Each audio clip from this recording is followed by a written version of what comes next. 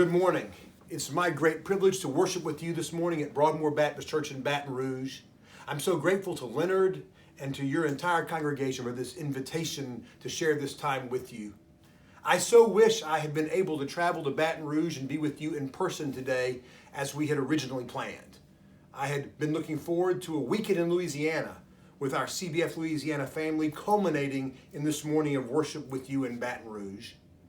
I'm counting on the fact that before too much longer, it'll be possible for us to do what we originally intended.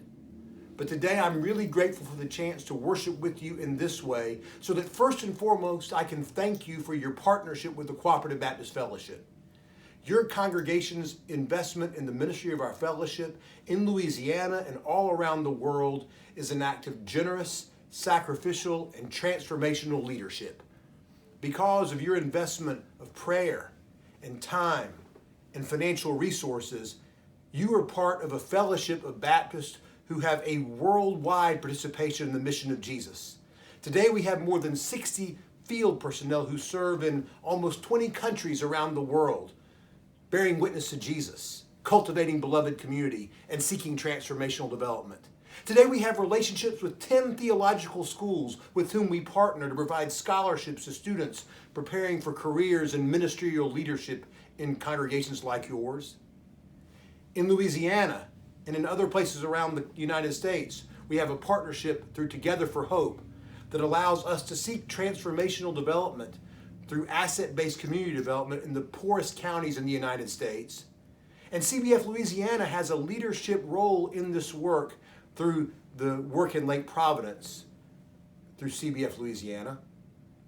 And even in these recent weeks, as Louisiana has been repeatedly battered by terrible storms, Kyle Kelly and CBF Louisiana have been working alongside CBF Disaster Response to bring the resources of our entire fellowship to support National Baptists in Louisiana as they recover from these devastating storms. So I want to thank you for your leadership. I want to thank you for your partnership. I want to thank you for your investment in a worldwide Baptist witness that offers a compelling demonstration of what the love of Jesus is like. But this morning, I've come to you not only to offer you my gratitude, but to ask you if you noticed the way in which the Pharisees and the Herodians are trying to trap Jesus in an intense partisan political battle. Do you notice the fault lines of partisanship that leap off the page in that passage that was read from the 22nd chapter of Matthew? Let me make sure you notice the players in the political drama. On the one hand, you have the Pharisees. They're the majority party in the Jewish religious political establishment at the time of Jesus. They're so much the majority that the Sadducees have almost become a forgotten minority, although they often show up in the life of Jesus as well. So on the one hand, today we see the Pharisees who come to Jesus during this final week of his life. On the other hand, we have the Herodians, who are loyalists to the Roman emperor. You need to know that by the time of Jesus, the relationship between the Pharisees and the larger Jewish establishment on the one hand, and the Herodians and the Roman emperor had become increasingly bitter and hostile and angry. Barely 30 years after the death of Jesus, the tensions will boil over into such a conflict that the Romans will send their military might into the streets of Jerusalem, destroying the temple, suppressing the Jewish religious leaders, and imposing their will just unilaterally. Even though those days are 30 years away, the tensions between the Jews and the Romans are beginning to escalate during the time of Jesus. And even in this Holy Week, these last days of Jesus' life, in which this scene we read about today takes place, we see the fomenting partisanship. The Pharisees do what they think is a brilliant thing. In the presence of these Herodians, these political enemies, they ask Jesus the ultimate political trick question. Is it lawful to pay taxes to the emperor or not?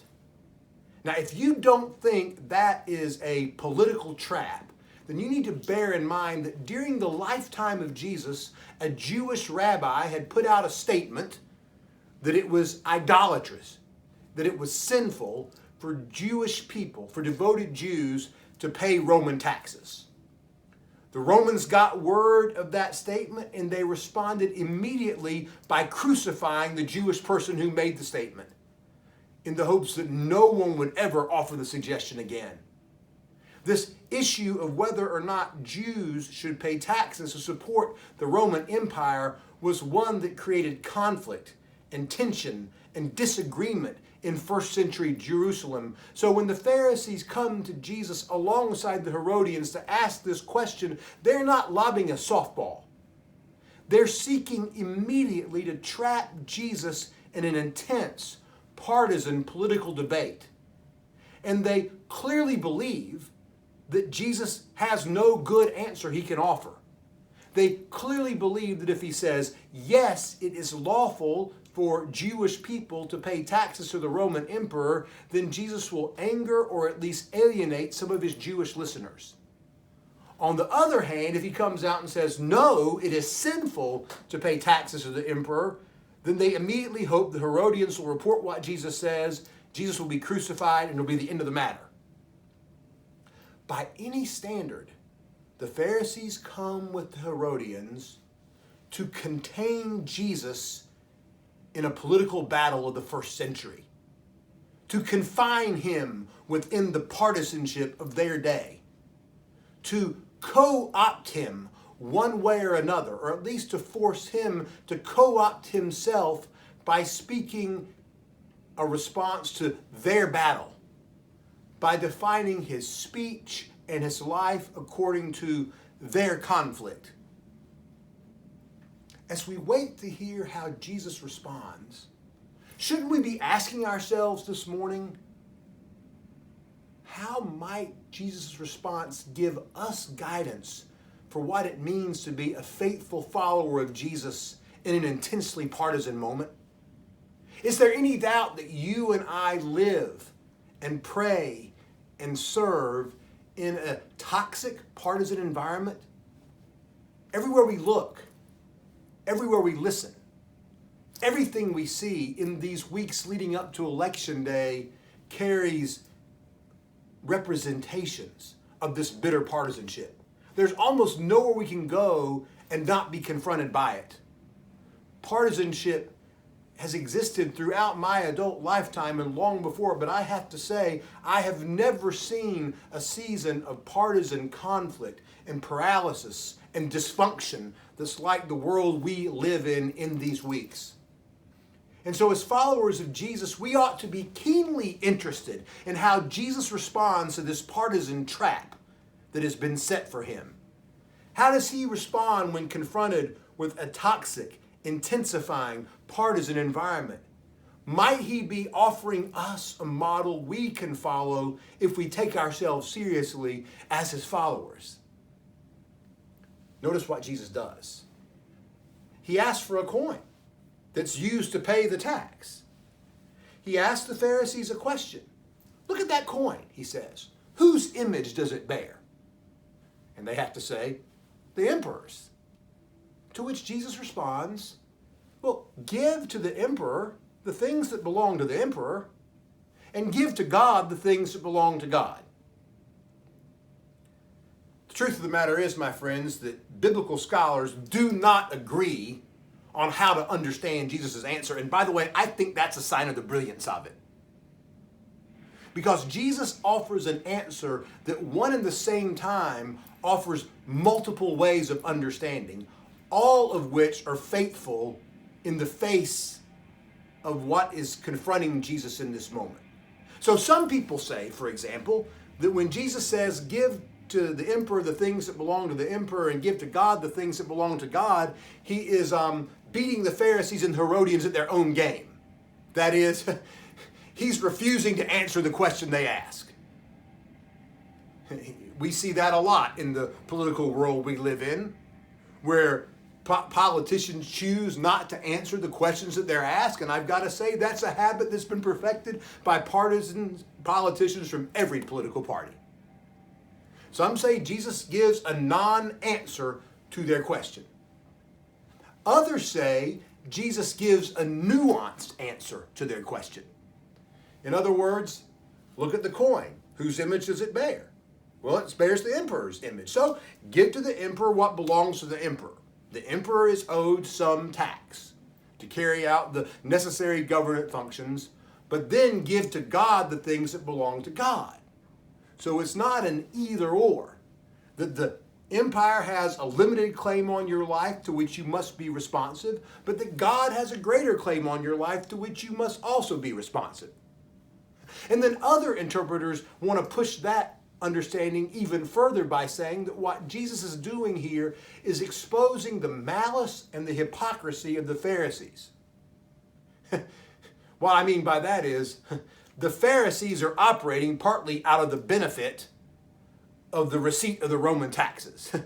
Those taxes pay for the very political arrangement that gives the Pharisees their freedom.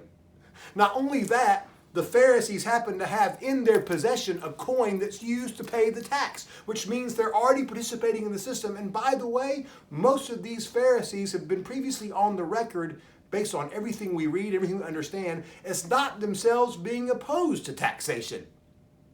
They're trying to make political hay where they don't have any personal principle invested. Either way, the coin bears the emperor's image, but the lives of human beings bear the image of God. So in this most radical understanding, Jesus' answer is to make obvious that any allegiance we might have to the emperor pales in comparison to the allegiance we have to God, because our whole lives bear God's image while this coin bears the emperor's. Well, wherever you come down on that continuum of ways Jesus' answer is understood, a few things are obvious. Number one, Jesus refuses to be defined by this partisan debate. Not only that, Jesus refuses to be co-opted by this partisan conflict. They think that he has to play according to their rules, speak within the confines of their debate, use his ministry in some way that they can use as a pawn in their political game. They come to Jesus seeking to, at the very least, co-opt him, if not destroy him, and he refuses to engage. Furthermore, I believe Jesus speaks truth to these partisans. Rather than signing on with one of them or the other of them, he stays away from them, above their fray, so that he can speak truth to all of them. I wonder if in these partisan days, Jesus isn't offering us an example that we ought to be following. Jesus refuses to be defined by the partisan battle. He refuses to participate in their game. And I think that's a lesson we need to really pay attention to. It reminds me of something I read in a book by Emmanuel Katongle, who wrote a book years ago called Mirror to the Church. Katongle is an African theologian who has written extensively about the genocide in Rwanda.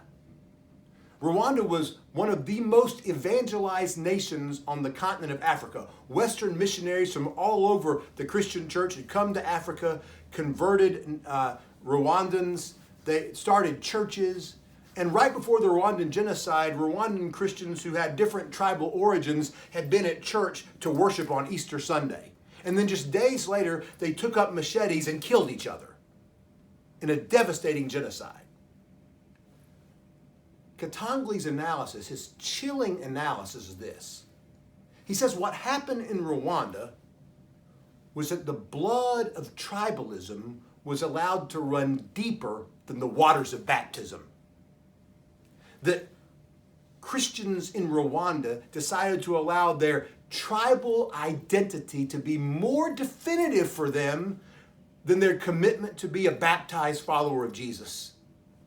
I'm worried that in these moments, in these partisan moments, we Christians in the United States have decided to allow the blood of partisanship to run deeper than the waters of baptism. In other words, we decided to allow ourselves to be defined first and foremost by party affiliation or by candidate of choice or by the messaging in cable news, and that we're not following the example of Jesus to allow our commitment to Him to take priority over any other allegiance in our lives. Rwanda is a harrowing, terrifying reminder of what happens when the blood of tribalism, when the blood of partisan fervor is allowed to run deeper and be more definitive for our lives in the waters of baptism.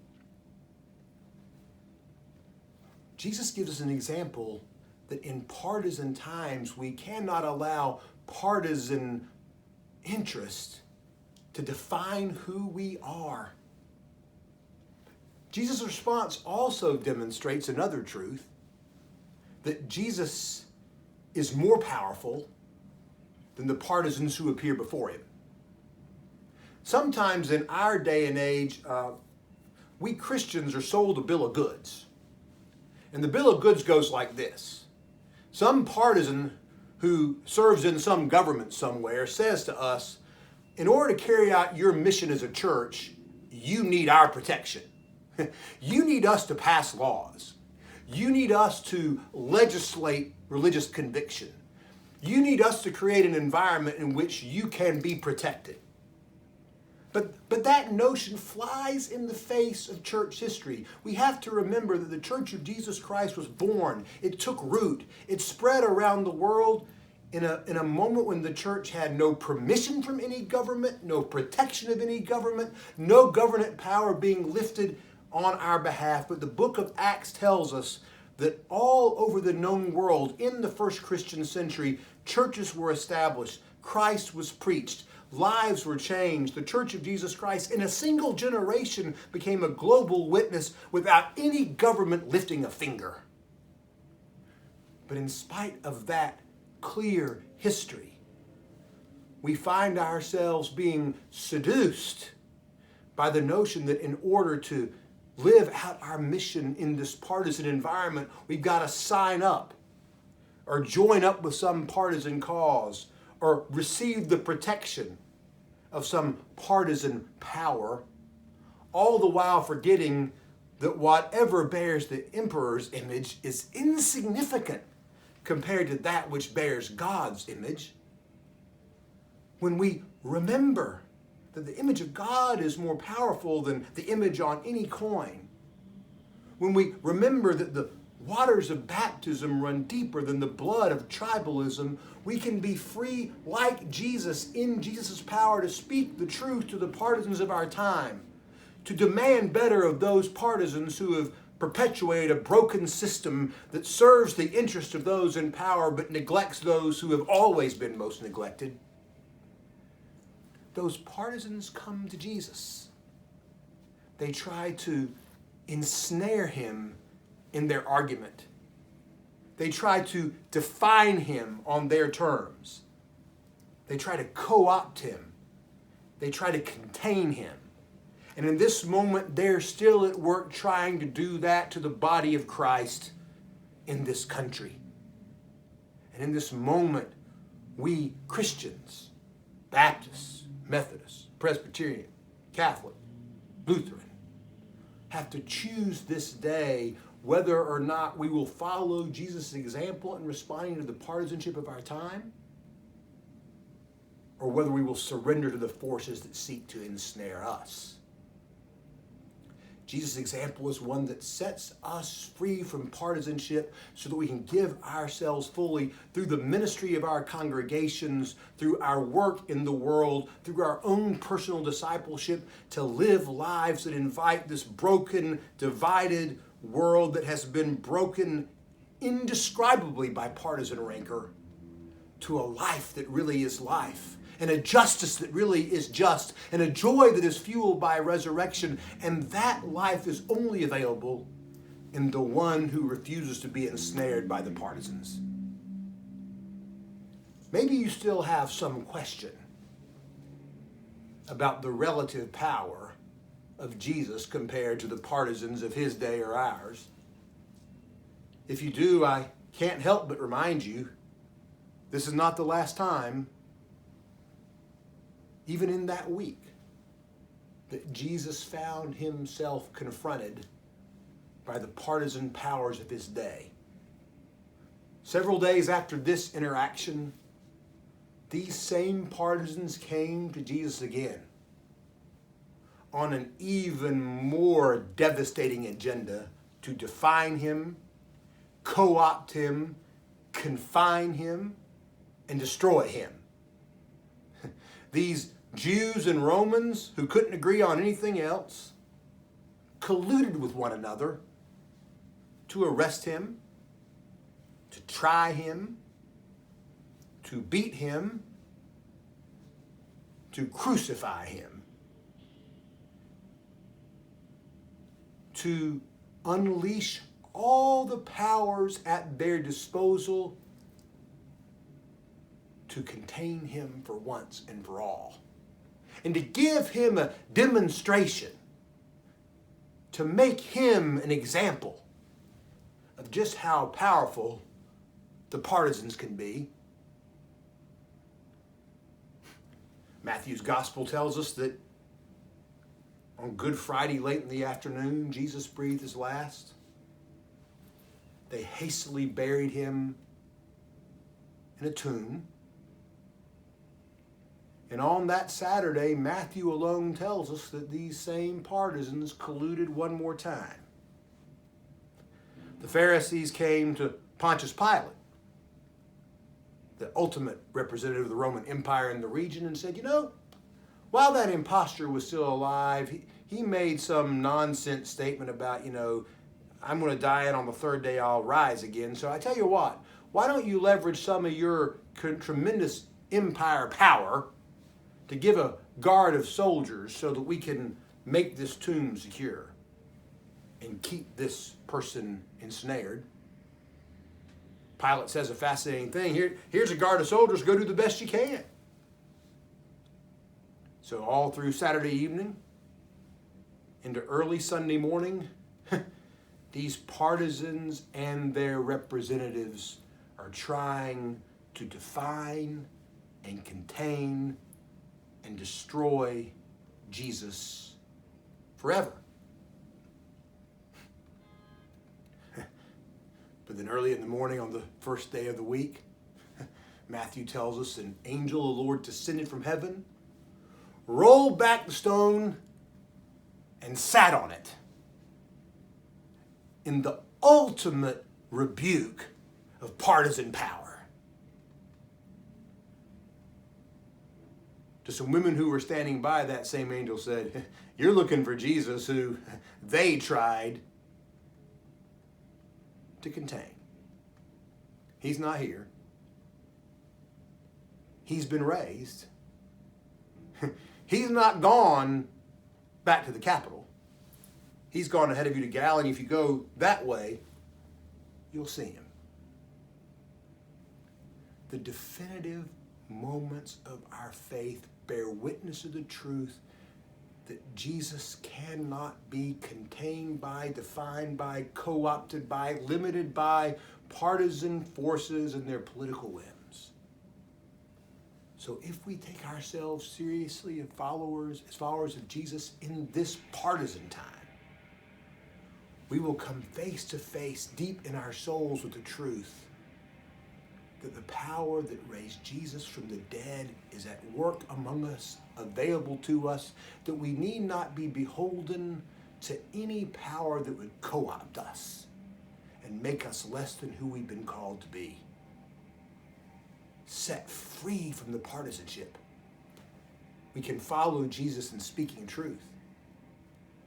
Set free from partisanship, we can live lives that offer a embodiment of the Lord's Prayer. Set free from partisanship, we can speak and live and serve in ways that offer this broken world healing and resurrection and life. Yeah, give to Caesar the things that are Caesar's, but give to God the things that are God's. Powerful words for a partisan time.